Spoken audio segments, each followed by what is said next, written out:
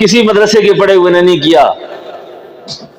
اگر کانے ہوتے نا تو ان کی 1 کوڑی کروڑ بن جانی تھی کہ نہیں بن جانی تھی؟ لیکن کچھ کر سکے؟ نہ جھکے نہ جھکا سکے. وہی مجدد الفسانی کی اولاد آج بھی الحمدللہ مجدد کی روح ان سے خوش ہے. گردن نہ جھکی جس کی جہانگیر کے آگے. آخری موقع تھا حضرت مجدد کو جھکانے کا. ایک ایسی کھڑکی بنائی، ایسا راستہ بنایا کہ جس سے امام ربانی جھک کے اندر داخل ہوں، اور اس زمانے کا میڈیا کھڑا کیا تاکہ جب جھک کے اندر داخل ہوں تو ہم کہہ سکیں کہ مجدد الفسانی نے جہانگیر کو سجدہ کر لیا. حضرت جنگوی شہید فرمایا کرتے تھے، قربان مجدد تیری غیرت پر، قربان مجدد تیری غیرت پر. آخری موقع تھا جھکانے کا، لیکن نہ جھکا سکے، نہ جھکا سکے. کیونکہ جیدہ کھائیے اودا گیت گائیے. اگر آج مدارس یہ کچھ کرتے، ان کی گیت گانی پڑتے، پھر ان کے گیت گانے پڑتے. لیکن الحمدللہ آپ لوگوں کے تعاون سے یہ چلنے والے ادارے، جیسے حضرت ابھی فرما رہے تھے کہ ہومک ماڈل ٹاؤن ہی 11 لاکھ کا خرچہ برداشت کرتا ہے. لوگ ہم سے پوچھتے ہیں تم کہاں سے لاتے ہو؟ ایک آدمی نے مجھ سے بھی پوچھا کہ آپ پیسے کہاں سے لاتے ہیں؟ میں نے بڑی اس سے خوشطبی کی. میرے مزاج میں تھوڑا سا مذاق بھی ہے، کبھی کبھی طبیعت ٹھیک ہو تو. میں نے کہا ہم کہاں سے لاتے ہیں؟ میں نے کہا آپ کے والد صاحب زندہ ہیں کہ فوت ہو گئے؟ میں نے کہا والد صاحب زندہ ہیں کہ فوت ہو گئے ہیں؟ کہتے جی میرا سوال کچھ اور ہے، آپ کیا؟ میں نے کہا میں جواب دے رہا ہوں نا. والد صاحب زندہ ہیں کہ فوت ہو گئے؟ کہا جی والد صاحب تو فوت ہو گئے. میں نے کہا کوئی دمبا بکرا مرغا کسی کالج میں دے کے آئے ہوں گے نا آپ؟ نے کہا نہیں جی لا حول، مدرسے میں دیتا ہے، مدرسے میں دیا ہے. تو میں نے کہا اچھا، بس اسی طرح چلتا ہے ہمارا نام. کسی کا باپ مرتا ہے، کسی کی ماں مرتی ہے، ہمارا کام چلتا ہے. آپ کو اگر ہند کو پنجابی آئے گی تو بڑا مزہ آئے گا. ابھی جو بات میں کروں گا آپ کو نہ سمجھ آئی تو مولانا مسعود صاحب تو صحیح سمجھیں گے نا. میرے شیخ و مربی حضرت خواجہ پیر عبدالحی صاحب رحمۃ اللہ علیہ، جن پر بڑی مہربانی ہے ہم پر، اللہ ان کے درجات بلند کرے. میں نے ایک مسجد تعمیر کی نا، تو مجھے ایک دن حضرت فرمانے لگے ہند کو زبان میں، مولوی صاحب تسی تو چندہ نہ مانگ دے کیسا کرو، تو یہ مسجد کو تو بڑھائی ہے، یہ چندہ تو آپ مانگتے نہیں، تو مسجد کہاں سے کھڑی کر دی اتنی بڑی؟ میں نے کہا حضرت وہ یہ جس خان نے زمین دی تھی نا، اس کی میں نے کہا ایک بیوی فوت ہوئی ہے، اس نے 6 لاکھ روپے دیا ہے. حضرت مجھے اپنی زبان فرماتے ہیں مولوی صاحب خانہ نہیں اور کتنی ترمتیاں ہو، یعنی خان کی اور کتنی بیویاں ہیں؟ میں نے کہا حضرت 2 اور ہیں. کہا بس بیغام اے مردیاں گئی مسیح چڑھ گئے سی. سمجھو نا حضرت نے کہا غم نہ کرو، یہ خان کی بیویاں مرتی جائیں گی، تمہاری مسجد بن جائے گی. تو ہم سے احتساب نہ کرو، ہم سے نہ پوچھو ہم کہاں سے لاتے ہیں. نہ چھیڑ ملنگانو، ٹرک کے پیچھے لکھا ہوتا ہے کہ نہیں لکھا ہوتا؟ ٹھیک ہے نا، نہ چھیڑ ملنگانو، ہمیں نہ چھیڑو، ہمیں نہ تنگ کرو. ہم کہاں سے لاتے ہیں؟ ہم یہ جگہ آپ کو بتا دینا ہم کہاں سے لاتے ہیں. آپ کو نہیں پتا ہم کہاں سے لاتے ہیں، ہم کہاں سے لاتے ہیں یہ راز کبھی نہیں بتائیں گے آپ کو. ٹھیک ہے نا، یہ اللہ آپ ہی کی جیبوں سے نکالتا، آپ کو پتہ ہی نہیں ہوتا. آپ ہی لوگوں سے نکلتے ہیں، آپ ہی ہم سے پوچھتے ہیں کہاں سے لاتے ہو. ٹھیک ہے نا. تو اللہ رب العالمین، آخری بات دعا کی عرض کر رہا تھا، وقت ختم ہو گیا، وقت ختم ہو گیا. بس اس سے بعد اگلی بات کی خواتین کی وہ جمع بچوں کی چادر پوشی بھی تھی بچوں کی. بس وہ اصل میں بات یہ ہے نا کہ حضرت کی بھی میں حضرت کرتے دل سے احترام کرتا ہوں بہت زیادہ. میرے دل میں پتہ نہیں ان کی عظمت بہت زیادہ ہے. حضرت آپ سے محبت ہے نا، اس لیے میں بتا رہا ہوں کہ آپ سے محبت ہے. لیکن ہمیں جو بیان کا وقت ہوتا ہے نا، بیان کا 2 بھائی تھے نا، 2 جیسے مولانا صلاح الدین صاحب اور مولانا ثناء اللہ صاحب ہے نا. بڑے بھائی نے چھوٹے سے کہا کہ زمین پر مکان میں بناؤں گا. زمین پر مکان، چھت سے لے کر آسمان تک آپ کی جگہ ہے، چھت سے لے کر. اب ہمیں جو جگہ ملی ہے وہ چھت سے لے کر آسمان تک. آج قدرتی بات ہے میرا ہو گیا شرح صدر، کیونکہ مقتدی لوگ بھی ذرا مضبوط ہوتے ہیں نا، ورنہ جمع بین الصلاتین ہوتی ہے. آج شرح صدر ہو جائے نا بیان میں تو خیر، مستورات بھی تشریف فرمائیں، عورتیں بھی ہو سکتی. خواتین سے یہ درخواست ہے میری خاص طور پر، آج کل یہ جو عورتوں میں خاص طور پر ایک بیماری پیدا ہو گئی ہے جس کو کہتے ہیں انزائٹی، ڈپریشن.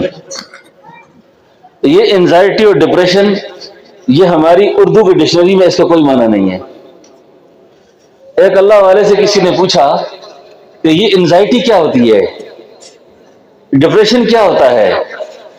فرمایا جب بندے کی اور اللہ کی مرضی میں اختلاف ہو جائے نا پھر انزائٹی ہو جاتی ہے. اللہ کچھ چاہے اور بندہ کچھ چاہے، بندہ کچھ چاہتا ہے، اللہ کچھ چاہتے ہیں. اب دماغ خراب ہو گیا ہے، اب پریشان ہے.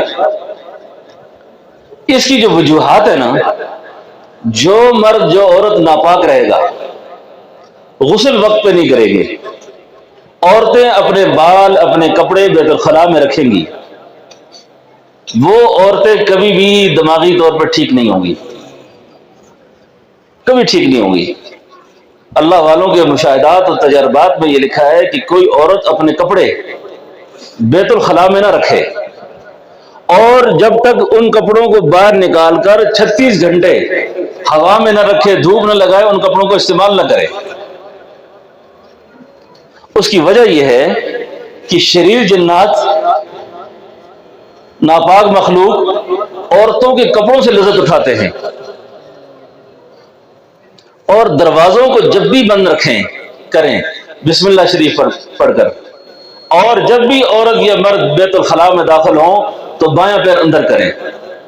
آج کی میڈیکل سائنس یہ کہتی ہے کہ جب آدمی کو ہارٹ اٹیک ہوتا ہے نا تو وہ دائیں کروٹ گرتا ہے. کیسے گرتا ہے؟ تو اکثر کہتے ہیں نا جی بیت الخلاء جا رہے تھے، کیونکہ جب آدمی سوئے اٹھتا ہے نا تو طب یہ کہتی ہے کہ اٹھتے وقت اس کو فوراً بیت الخلاء کی طرف نہیں جانا چاہیے، تھوڑا اپنی آنکھیں ملے، اپنے آپ کو تھوڑا سیٹ کرے، کیونکہ جو ہی وہ نیند کا خمار بھی ہوتا ہے اور اس کی دل کی کیفیت کو ٹھیک نہیں ہوتی تو وہ گر جاتا ہے. اور کہتے جی بیت الخلاء جاتے ہی اس کو ہارٹ اٹیک ہو گیا. کیونکہ سوتے میں جب اٹھتا ہے نا آدمی، اکثر اوقات یہ انجائنا کے مریض اور اس طرح کے جو دل کی امراض ہوتی ہے نا، اس میں آدمی کو کوئی جھٹکا لگتا ہے جس وجہ سے اٹھتا ہے یہ. اب آپ سنت کی برکات یہ دیکھیں کہ آپ کو یہ تاکید ہے کہ آپ بایاں پیر اندر رکھیں. اب جب آپ نے بایاں پیر اندر رکھا ہوا ہے تو آپ دائیں کروٹ گریں گے. بات نقطہ سمجھ آ گیا آپ کو؟ اور اسی طریقے سے جب آپ بیت الخلاء سے نکلیں گے تو آپ کون سا پیر باہر نکالیں گے؟ دایاں پیر باہر نکالیں گے تو آپ کس کروٹ گریں گے؟ تو ایک تو بیت الخلاء کا خیال رکھیں جاتے وقت. یہ اکثر آج کل کی جو بیماریاں ہیں نا، یہ کالے علم سے زیادہ خطرناک کالے اعمال ہیں. نمازوں کے وقت ضائع ہو جاتے ہیں. میں نے بزرگوں سے سنا ہے کہ ساری دنیا کے جادوگر مل کر جادو کریں، ان سب کی ظلمت ایک طرف، اور جان بوجھ کر جس عورت کی جس مرد کی فجر کی نماز قضا ہو گئی، ظہر کی نماز قضا ہو گئی، اس کی ظلمت ایک طرف. اس سے تو اللہ ناراض ہے، یہ تو اللہ کی خفگی میں ہے.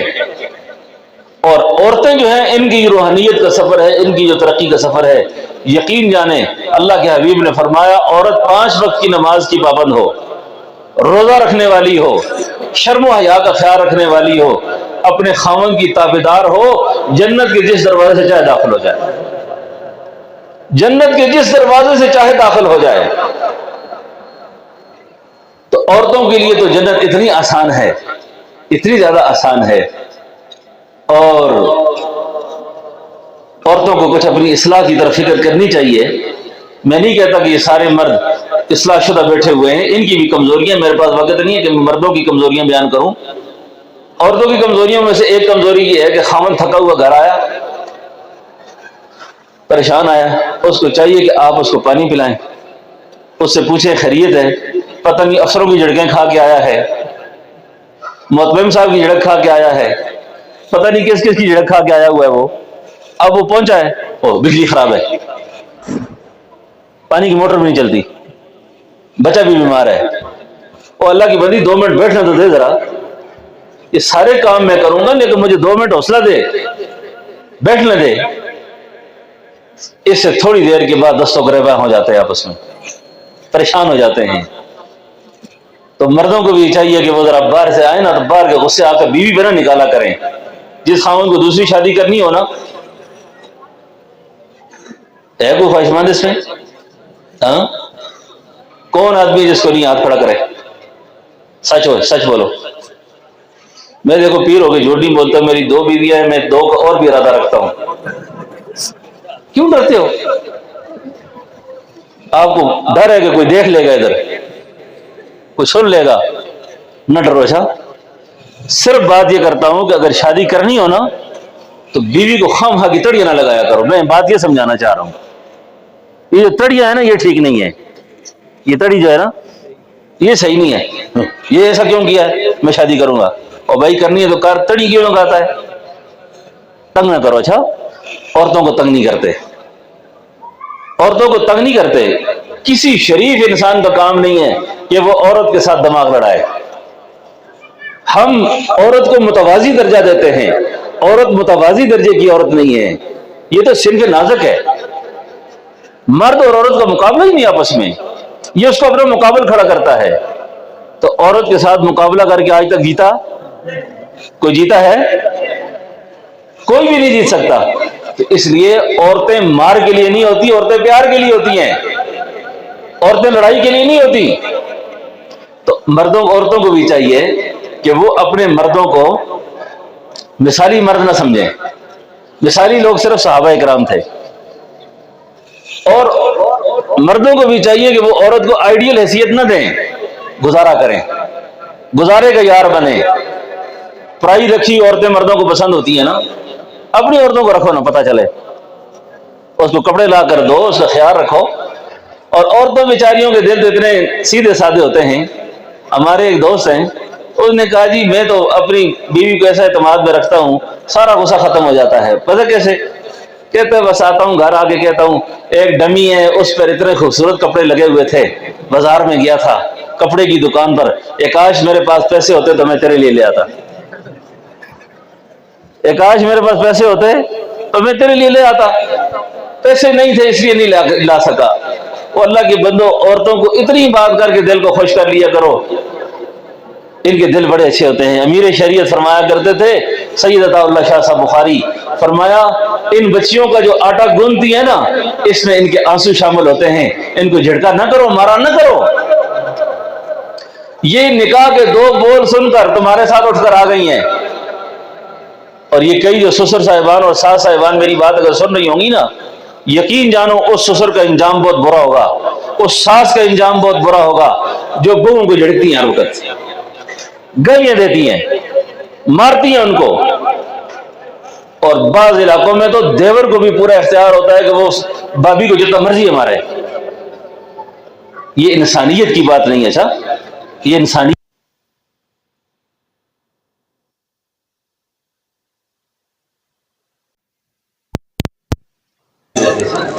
کبھی آرام سے نہیں رہتے۔